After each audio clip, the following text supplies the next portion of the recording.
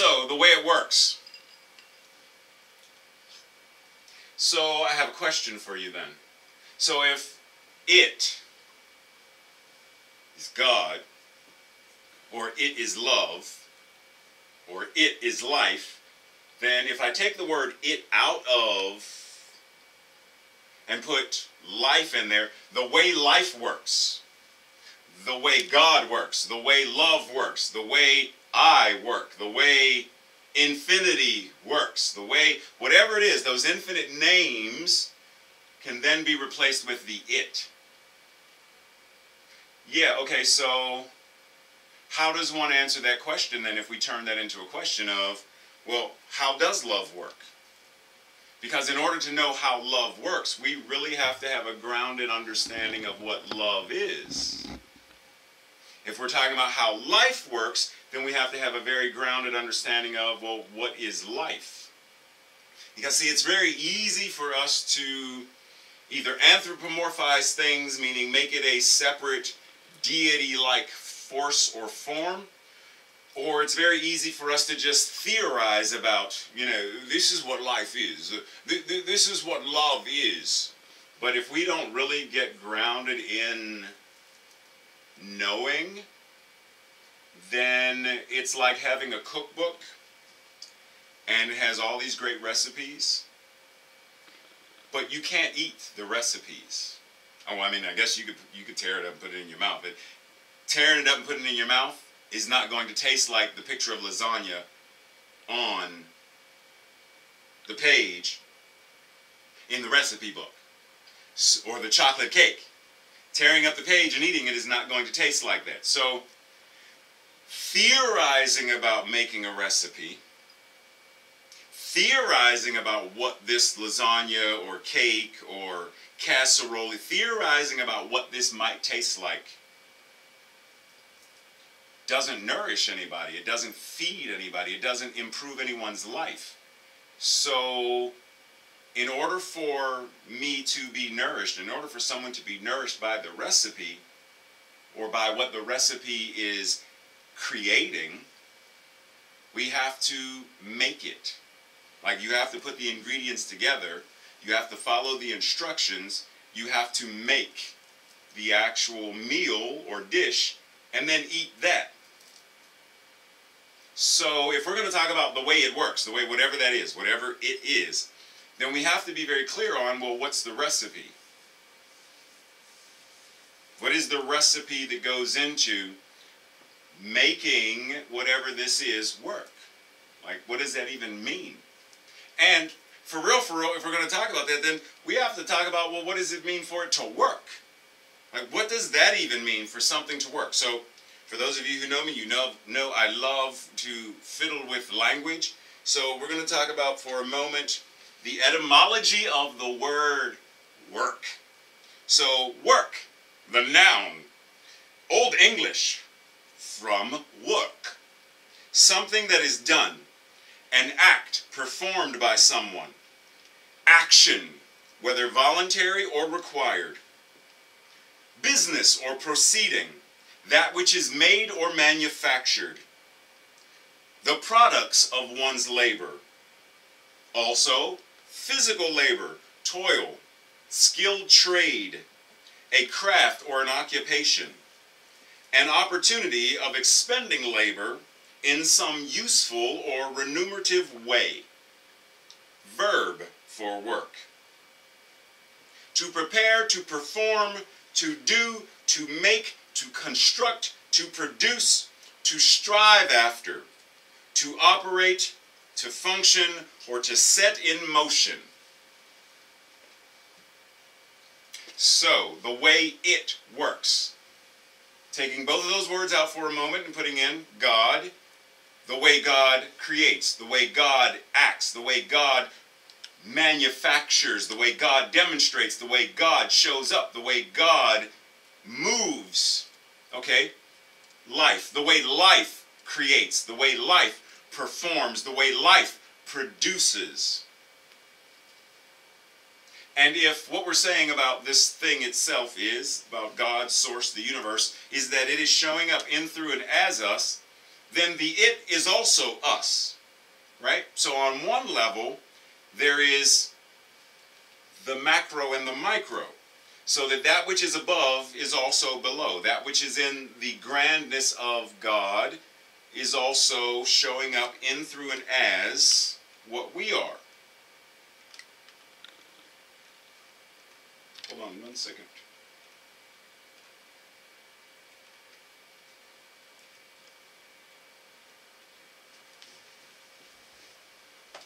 So, whatever we are saying our name is, the essence of what we are is the divine. So what's in a name? So for God, whether we come from an anthropomorphic tradition or a dogma-based tradition, doesn't matter what it is. There are many names for God, and each name serves a purpose in referencing a certain attribute or aspect of God. So the names we have represent some aspect of ourselves as demonstrations of the expression of God. Now, so I don't know if you can actually see the image of the cake on the screen. If you can see it, like shake your hand, wave your hand, nod your head, say something. So I want us to think about this for a moment. Because right here there's a slice, right? Now, this slice, is this slice all of the cake? No. But this slice, how much of this slice is all cake? So, the allness of God is not what we are, but all that what we are is God. Does it make sense to you? Because it's important for us to understand that when we're talking about the way it works, when we're referring to that as God, as source, as the infinite I am, whatever that is, then it comes down to, how am I working? How am I creating and producing? How am I manufacturing this thing called life in my world of effects? How am I living, moving, and having my being as an expression of the universe? As an expression of spirit, as an expression of the one mind, as an expression of source. How am I showing up? Because it's easy for us to theorize about what God is doing.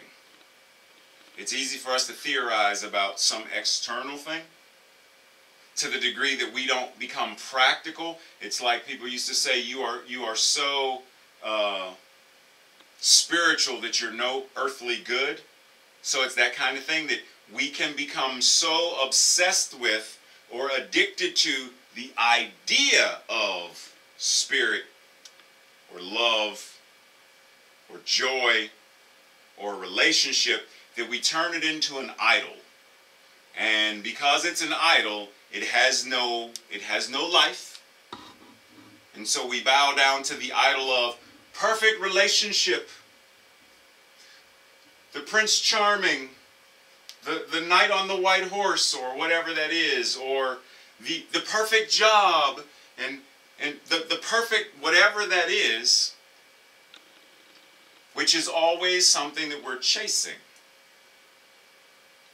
But the moment we understand that it starts within, it starts with how I am living, moving, and having my beingness, then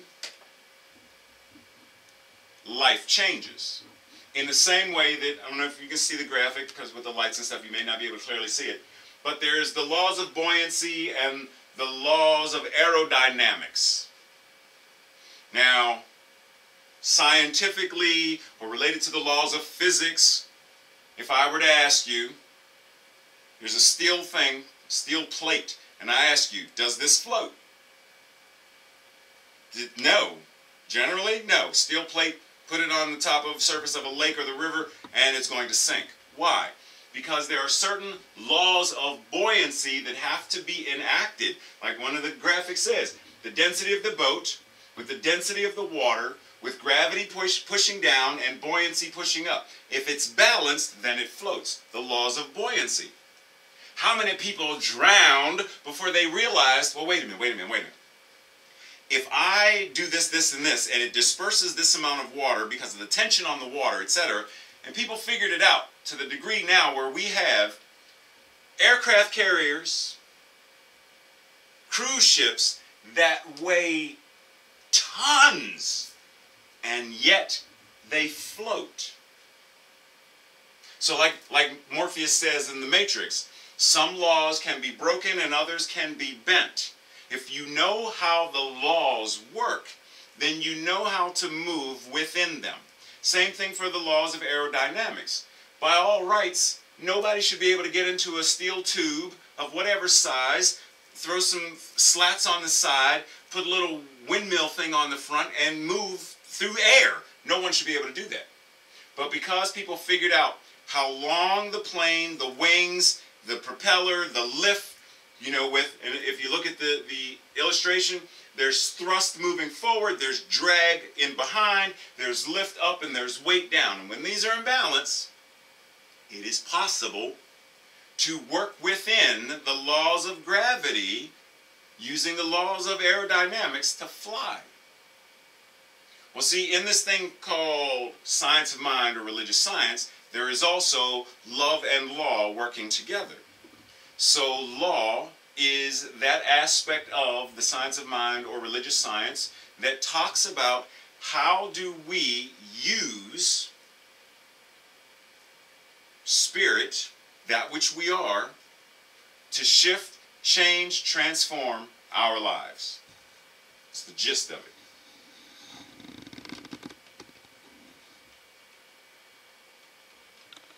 And so, if you look at the Science of Mind teaching symbol, if you can see it, the circle represents the allness of God. And let us keep in mind that for the sake of a symbol, there's a circle. But in the grandness of that which God is a circle whose circumference is nowhere and whose center is everywhere. But for the sake of a symbol, a teaching symbol, this is what we use. So God is all that is. And the upper section represents spirit. That which is not seen, that which is not heard, that which is not, it is yet to be seen, yet to be heard, yet to be manifested. It is the infinite potentiality of everything. It is consciousness itself of spirit. Then it moves down to law. So from spirit moves into the law, into soul, into how it now moves down into the bottom of the world of effects or the body. So think of it this way. You plant the seed in the soil and you get the plant. Seed into soil grows plant. Right? So seed, thought into soil becomes whatever it is. Because we say things like, thoughts are things, so we move from spirit to law to the world of effects. So, going back then, how am I demonstrating or showing up with, showing up as, showing up in alignment with, showing up in the consciousness of that which God is, that which spirit is, that which this demonstrates? How am I showing up as that? Because if we're going to talk about the way it works, then one of the things we have to keep in mind is it's not going to work as an external thing in my life until I anchor it as a thing that works in my life. Meaning, I will see evidence of it working for other people, in other people's lives. You know, God bless Oprah, she's wealthy, I'll never be. God bless Meghan and Prince Harry because they're happily married, I'll never be. God bless the children who've got their own. God bless them. Tracy's snickering at me. God bless them because I can see it happening in their lives. So now I get envious or I get jealous because it's not working in my life. Well, it's not working in my life because I'm not working it. It will work when you work it. The recipe will produce a meal when you work it. When you work the recipe, meaning when you follow the directions, you do what the ingredients asked for, etc., then you get the meal. And if at first you don't succeed and it doesn't come out like lasagna, it comes out more like soup, well, you go back to the beginning and you start over. Because it means somewhere in there, same with the laws of buoyancy and the laws of aerodynamics. Do you think the first person, because you can go on YouTube and watch the video, the people jumping off of roofs thinking the laws of aerodynamics are going to help them, and they got broken legs because they landed at the bottom of the house. But it didn't stop people from trying. It didn't stop people from working. It didn't stop people from progressing and changing and shifting. So the thing is, do we look at our lives and find what's working? How does the recipe,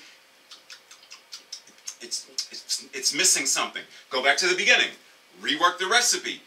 Add or subtract. Tweak it. Because not everybody's taste buds are the way that Martha Stewart wrote this cookbook. So follow it the way it's going to taste good for you. You want more pepper? Add more pepper. You want more salt? Add more salt.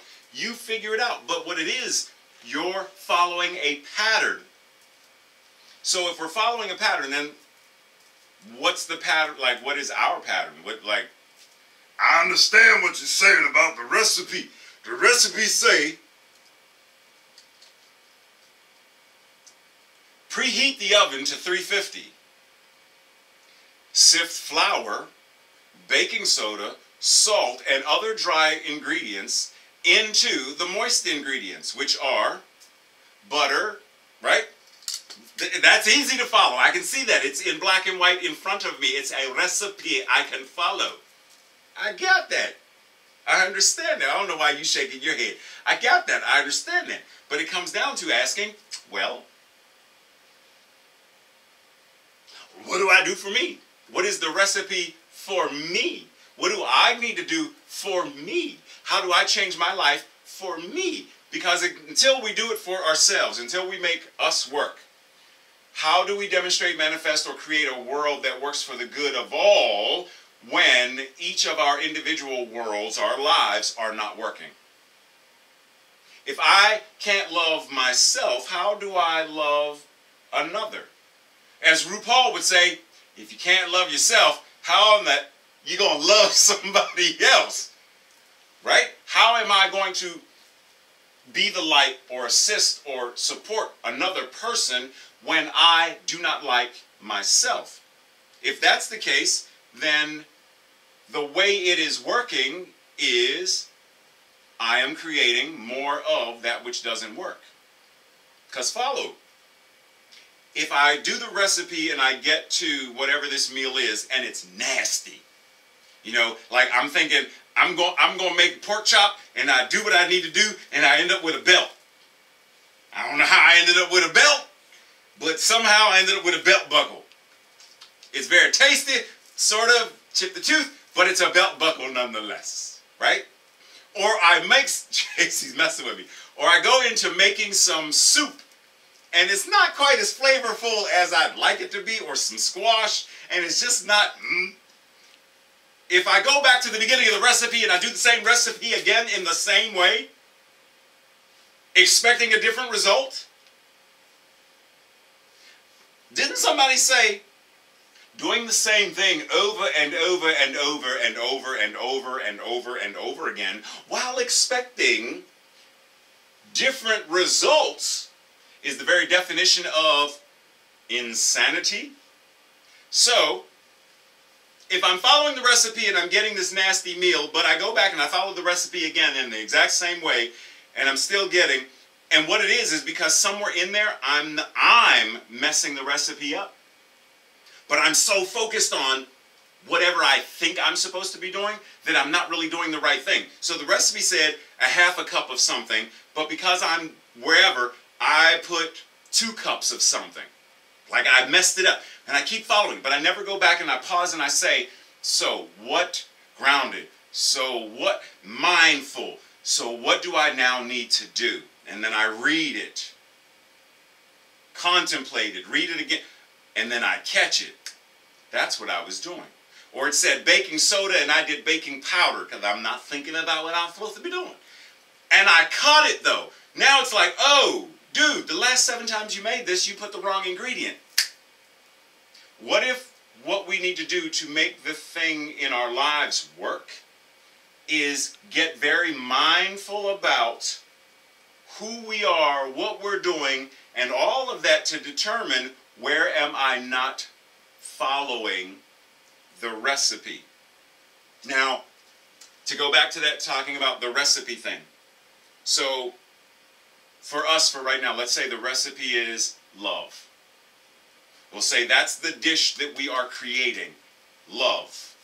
So what is the recipe for me to have a meal, nourishment, called love? Well, I need compassion. I need understanding. I need awareness. I need maybe empathy. Maybe I need an element of forgiveness. You know, and I determine how much in there. How much is a cup? How much is a tablespoon? How much is a teaspoon? I determine, because maybe for me, forgiveness is very difficult. So for me, I need 4 cups of forgiveness. Whereas for someone else, they can forgive easily. So maybe for them, it's a teaspoon. But I add what I need to add for me to create whatever it is I need to create to produce, remember, work, to produce, to create a work of art or something that I am demonstrating called love. So if I want this, then let me backtrack and find out all of the places in my life where it is the opposite of the very thing that I want. If I want love, like, let's think about this again. Let's go back to the regular recipe. If I want a vegetarian or vegan meal, then let me go back and find all of the places that I am eating barbecue ribs and shrimp and steak and, well, how am I doing this if I'm still doing this? You know, there's a passage that some of you may recall that says you cannot serve 2 masters, because you're going to love one and hate the other. So you're either going to love being a vegan and hate the meat, or you're going to be a closeted meat eater. I love you, meat, but I can't let anybody know. Out in public, oh yes, I'm vegan, I'm vegetarian, yes. And then behind closed doors, where are my ribs at? It's not going to work both ways, because then you become a hypocrite. So are we a hypocrite to love? Are we a hypocrite to demonstrating a life of prosperity, wealth, whatever that is, whether it's financial or relational? Like, are we a hypocrite to that? Because when we look at our lives, we realize I'm not following the recipe. So let me share with you a graphic that I did a couple of years ago. So the general idea is, we think of the Trinity, like the general idea of the Trinity. Now, not talking specifically Father, Son, and the Holy Spirit. Stop laughing at me, Tracy. Not specifically, because I'm thinking about this. I'm not specifically referring to Father, Son, and the Holy Spirit, right? But that is an aspect of the Trinity. What I'm referring to is thought, word, and deed. Thought, word, and deed. But see, I'm not thinking of the Trinity as solely as a triangle. I'm thinking of it as a 3-dimensional pyramid where there's another point. So thought, word, deed, and emotions. So how am I? That's our recipe for identifying if we are moving towards whatever this is. This is how the thing itself works. This is how it works. Remember the teaching symbol. It goes from here, seed, into soil, into manifestation. Thought, word, and deed, with emotion as the fuel to move this. Because hypocrites are hypocrites because they feel something else that's not in alignment with this, so they're doing something in opposition to what they are truly feeling or truly thinking. So they put on a front, they put on a mask, they put on the fakeness. So if we want to know how it works, right here, in our lives, then we have to ask, as above, so below. So what I did was, I turned this into not just the Star of David, as above, so below, because that which spirit is, I am. So as above, so below. The same way spirit, the same way it works, is the same way that I work. The difference is, spirit doesn't have this, it's not an old white man sitting on a throne in heaven, right? So, but the law is the same, because if we go back to the teaching symbol, there is only God. There is nothing existing outside of God. There is only God. So that which God is, and that which God is as form, as incarnate persons, it's the same law. It's the same way it works. So, as above, so below. So rather than just being a Star of David, I turned it into a Merkaba, because then it's a three-dimensional interlacing of. So let's ask ourselves, how do I think? What thoughts do I hold in my consciousness? What am I thinking about? So we got to get really mindful to know how it's working. I got to think about. Thinking about thinking. Metacognition. Have to get mindful about what am I thinking. On any given day, what do I let my thoughts marinate on? Do I think about things that cause the emotion of fear to well up? Do I think about things that cause the emotion of dread and apathy and worry to well up? Because those feelings don't well up unless there is a thought about them. Now, fight, flight, or freeze, someone jumps out with, with a, ah! Boom, you don't have time to think, you react. So you react in, your reaction is either to run or freeze or whatever. So that initial kind of fear, natural, part of that reptilian brain thing in the lower part base of our brain, that's natural and that's normal. What I'm talking about is when we are sitting in the comfort of our home, thinking about how bad things are in the world and become afraid of it. Repeatedly. Chronically. Those are two different things. This is natural. This is man-made. It's the difference between I feel hurt and I suffer. Suffering is based upon what we are thinking and allowing ourselves to feel based upon the pain. Someone can break up in a relationship, and some people get over the relationship and they're back out and dating or whatever, because that's part of life. And some people focus on, what was wrong with me? Why'd they leave me? Nobody's ever gonna want me again. That kind of suffering is man-made, human-made. It is by our own construction that we are now stoking the fires of why I should suffer. Right? So I have to become very mindful of what are the thoughts that I'm thinking, and how are those thoughts connected to what I'm feeling, and what am I saying? Do I complain a lot? Because what we know about thoughts becoming things, or as you think, so shall you be, etc., is what I'm saying is based upon what I'm thinking. So if I say to someone, you are stupid, I can only say that if somewhere in my consciousness, my paradigms, my belief systems, there is an idea of stupidity, and that there is something where I can call someone stupid. Otherwise, I'm not going to say it. So we think about insults and complaints and talking about things we're worried about, etc. Or how much control do we have over that? Ultimately, we have absolute control. But we have to ask ourselves, am I grounding myself so that I am thinking what I choose to think mindfully, creatively, so that What is working is what I want to work. Because the law is going to work all the time regardless. If I plant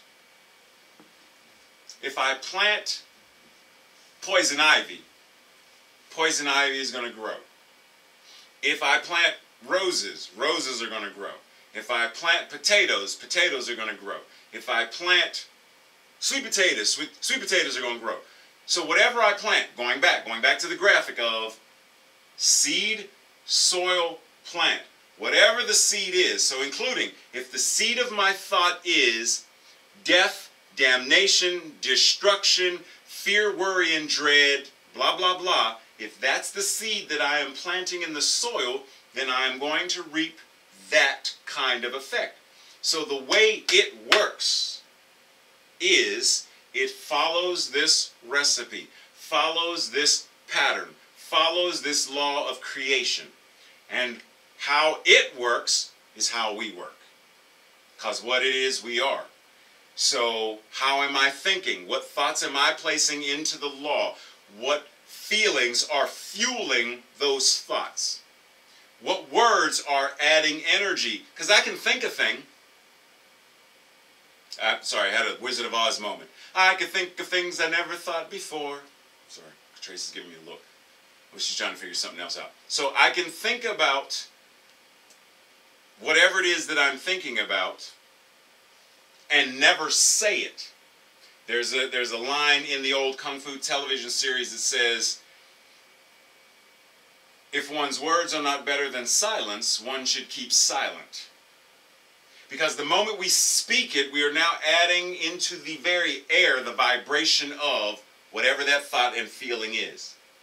So I can think an insult. And as long as it's just that, it's just a thought and I can dissipate it. But the moment I speak it, I have added venom into that whatever speech I am saying. Whether it's typed, text, or spoken, I am adding venom to it. And based upon how I'm thinking and speaking and feeling, I'm going to act in a certain way. I'm going to move in the world in a certain way because it's based upon how I think, how I speak, and how I feel. So if I think that this supermarket is better than the others, or this one is more convenient, or this one has more sales or better sales, or this, that's what I'm thinking. And I feel committed to this belief. And I may even speak to others about, well, you know such and such has, you know that's on sale this week. Oh no, I never shop there. This is, and I speak it. Then of course my body is going to go through the motions of walk and get in the car, get on the bus, and go to that supermarket. If I believe this certain person, whatever I believe about them, if I believe that they are the person for me, I believe that whatever, they are the right and perfect person, then it's going to cause me to get up from my seat and walk over to them and say hello.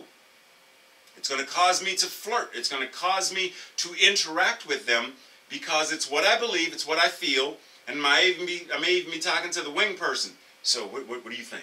You think I should? Yeah, I mean, like, look. Okay, I'm gonna do it. I'm gonna do it. I'm gonna do it. I'm gonna do it. I'm gonna do it. I got this. I got this. I got this. Boom, and then we go and we do it. So our actions, the clothes that we wear, based on a thought and a feeling.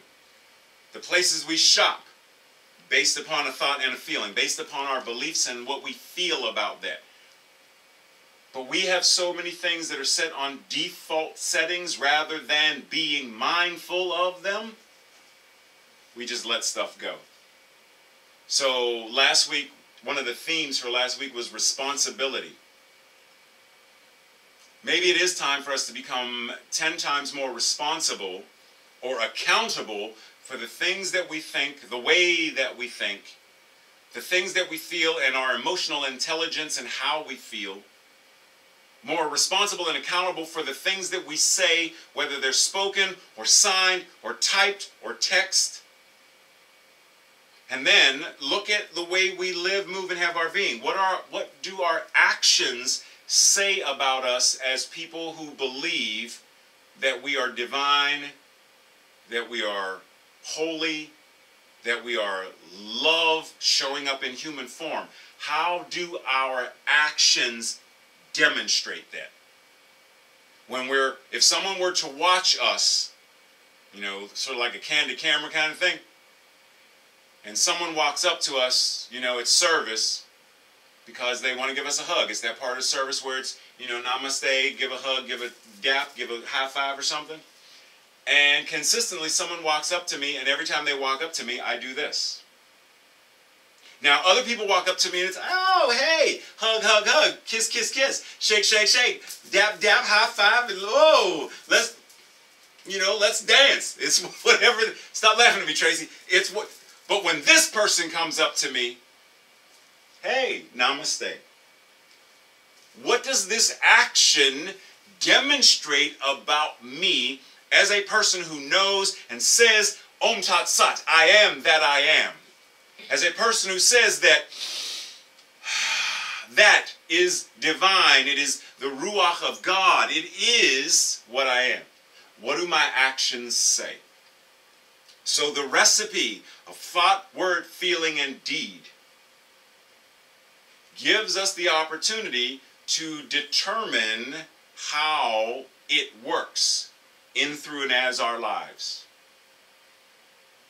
As we shift and change how we work, what we are doing is shifting and changing the very vibration of creation.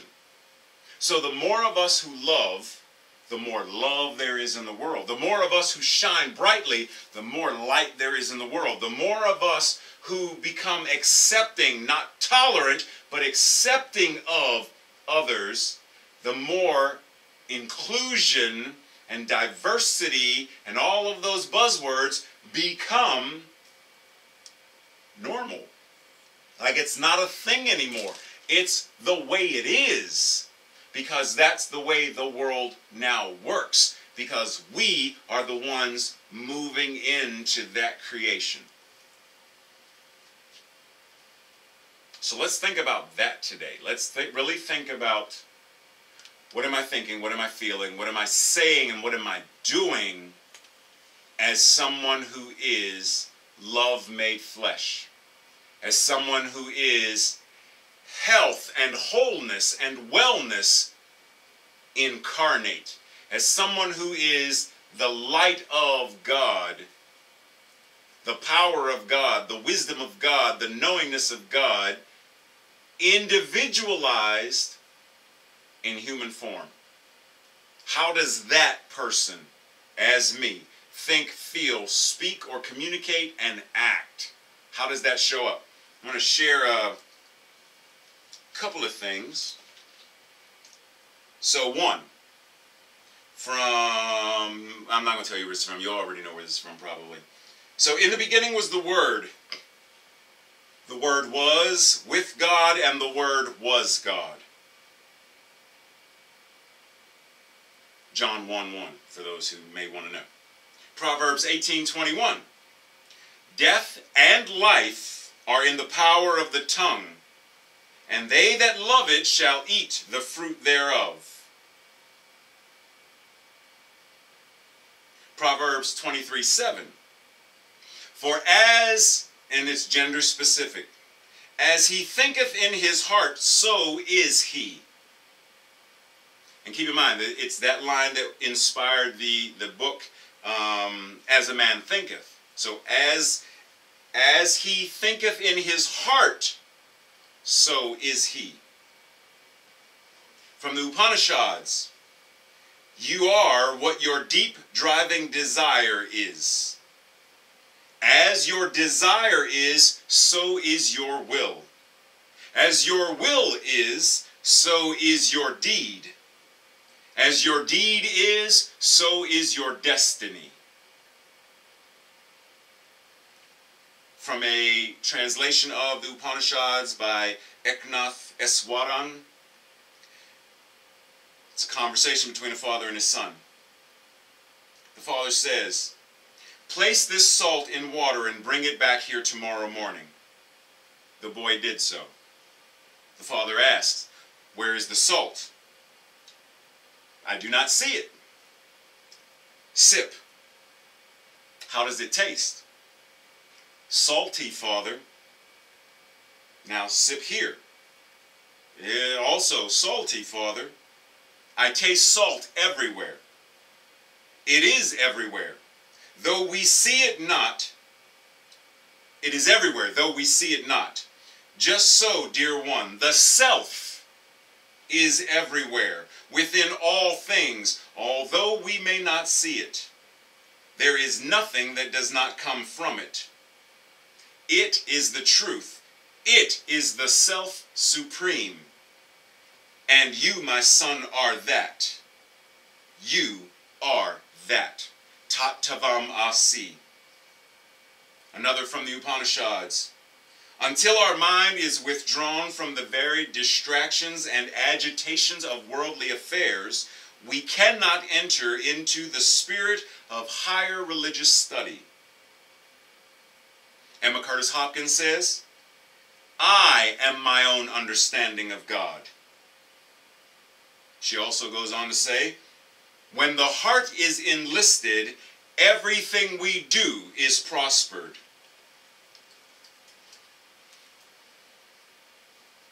So just a couple of passages to reiterate the importance of how we think, how we speak, the feeling we are putting into as the fuel, and then the driving actions of our worldly living, moving, and having our being. If we want the thing itself to work for love and joy, compassion, oneness and unity, a world that works for the good of all, then each of us individually must do our part to shift our consciousness, change our lives, and make our lives a living demonstration of that work. There's a word, P-R-A-Y-E-R. What is that word? P-R-A-Y-E-R. Is that prayer or prayer? Meaning the one who prays. As the one saying a prayer, am I not the prayer? I am the one delivering the prayer. I am the prayer. But if those two words are the same word, then maybe that's what we're supposed to do, is understand that there is no separation between praying and being the prayer. That as we pray, the prayer is praying itself as us. There is no separation. How do our lives shift and change when we come from that consciousness? Let's pray.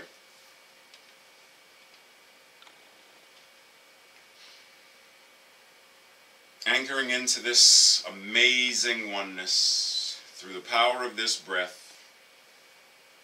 surrendering and letting the body do what the body already knows how to do in inhaling and exhaling for this thing called respiration. I simply surrender and allow it to do so. And from this place of allowing and surrendering, I speak what I know, that God in me, as me, is me. That which it is, I am. All that God is as love is showing up to the degree that I allow myself to become conscious of it. To the degree that I understand that heaven is right here, right now, within me. To the degree that I become conscious of it, I experience it. To the degree that I become conscious of joy, I experience it. To the degree that I become conscious of health and well-being, I experience it. To the degree that I experience whatever it is I choose, desire, and deserve to experience must be in alignment with what I consciously, in my consciousness, am allowing myself, developing myself, shifting myself into being aware of, in alignment with. So in this moment, I am shifting and allowing and stepping into alignment with all the good that God is.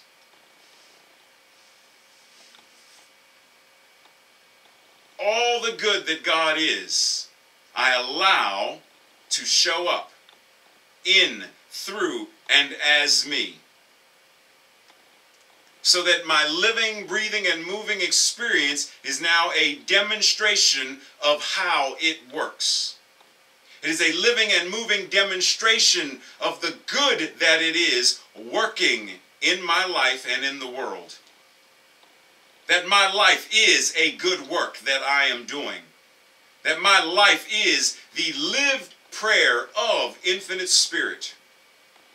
I am that prayer made flesh.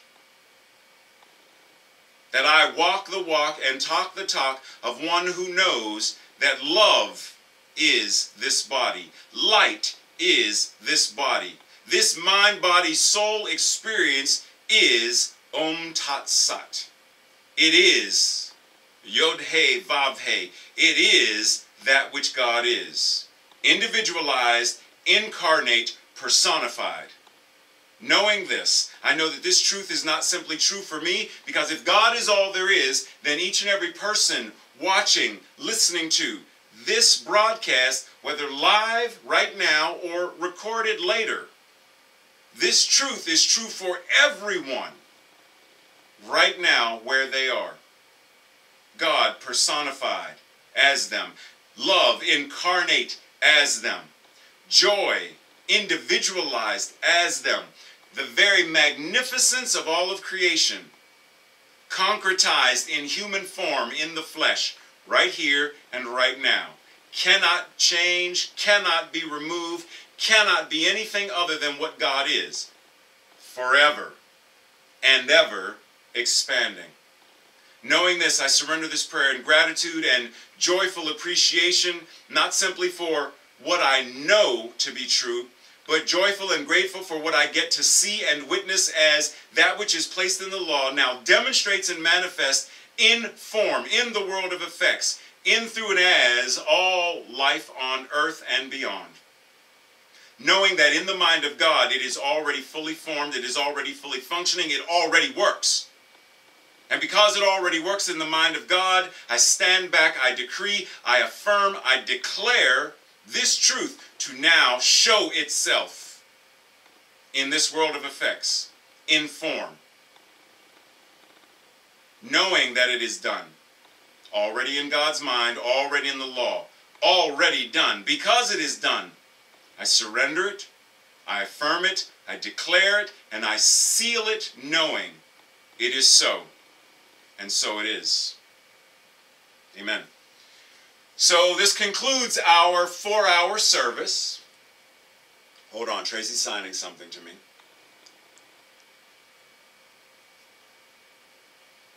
So this concludes our 6-hour service. So before we go, one, I would like to let you know that at present, a regularly scheduled service will be next Sunday at 1313 York Road, Lutherville, Maryland. Go to the website cslgreaterbaltimore.org for more information. If by some chance it snows again to the degree that service there is closed, tune in next week as we will be here in the comfort of our home for service once again. Now, number 2. Even though we are not live in the actual sanctuary center where the basket is being passed, it does not mean you cannot still tithe. So follow the link that will be posted, or you can go ahead and go to the CSL Greater Baltimore website and you can tithe or donate online. There's also a PayPal, like if you go to the website, the information's there. So it'll say giving in 2 different places. Upper right hand, there's a banner with words, what we believe, who we are, go all the way over, is giving, and then above it, there's a giving link. So you get all the information. So make sure you tithe and donate, because we believe, if we believe in the law of circulation, then we know that in tithing we are supporting the ministry, We are supporting the vision, mission, purpose, and values that we put forth. So love, light, joy, laughter, unity, oneness, evolving consciousness. So you are tithing and supporting that. And as that grows and shifts, know that there is a great work also being done in the world. So if you have any questions, comments, or anything that you would like to ask me once we close out, feel free to send me messages. Feel free to send me an email. Feel free to get in touch. Other than that, this now concludes. You're shaking your head. Tracy said no. Frank just gave the link. Frank just gave the link. So the website. Follow the link to the website. Frank just gave it. Thank you, Frank. Love you. So this now concludes our service here in Bowie, our satellite center of CSL Greater Baltimore, on such days as this when it snows. So go out, play, have fun, enjoy the snow, enjoy your day in, snuggle, stay warm, drink some coffee and some hot chocolate. And if I go out and make a snowman, I will show you pictures later. Be well, be blessed, I love you, and I will chat with you soon.